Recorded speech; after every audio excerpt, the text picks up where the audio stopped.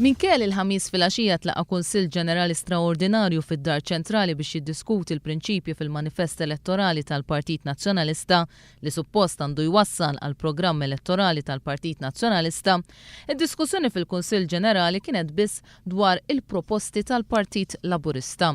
Dwar il-proposta tal-Partit Laburista li jraħħas il-kontijiet tad-dawlu l-ilma, il-Prim Ministru Lorenz Gonzi qalli din ma tiswix il-karta li miktuba fuqhom. Din il-proposta ma tiswix il-karta li hi miktuba fuqha. Dan minkejja li din il-proposta kienet awditjata minn kumpanija internazzjonali użata mill-Gvern stess u minkejja li fl-aħħar sigħat sabet l-appoġġ ta' diversi msieħba soċjali.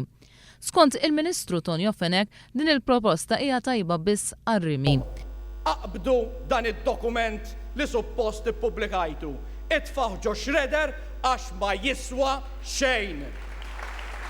Il-Prim Ministru Lorenz Gonzi qalli matul dawn l-aħħar 5 snin mexa b'direzzjoni tajba u għalhekk m'għandux għalfejn ibiddel id-direzzjoni. Għalfejn għandna nbiddlu d-direzzjoni meta r-riżultatu huwa tajjeb. L-istess qal il-Ministru Tonio Fenek. Għal din ir-raġuni għal Lorenz Gonzi ser imur quddiem l-elettorat mingħajr mistħija u b'wiċċu minn quddiem. Għandna xejn minn xiex nistħu.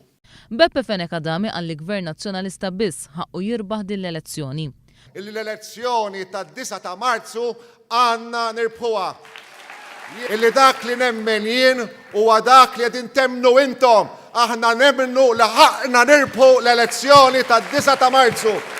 Fenek Adami iftaħar li dan il-Gvern għamel rekord wara l-ieħor, sena wara sena. U minħabba fek, bħal Prim Ministru, għall il-Partit Nazzjonalista ser imur b'wiċċu minn quddiem biex jitlob il-fiduċja lill-poplu.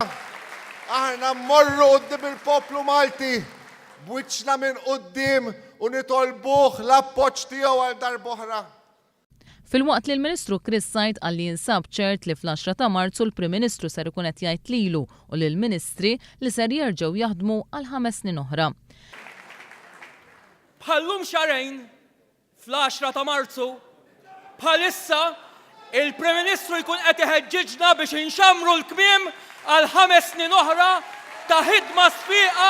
Il-Ministru Mario De Marco semma l-5 snin li għaddew b'referenza d-deputat Franco De Bono għalli fl-aħħar il-Partit Nazzjonalista irnexxielu jneħħi iżrar fiż-żarbun. Għadna kif imxejna triq tul dawn il-5 snin.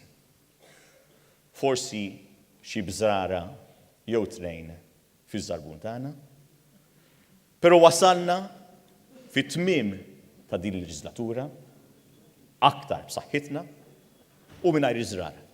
Fit-tmiem il-Kunsill Ġenerali, is-Segretarju Ġenerali tal-Partit Nazzjonalista Paolo Borċoliver qal il-Partit Nazzjonalista ser joħroġ il-programm elettorali matul it-tielet ġimgħa tal-kampanja elettorali.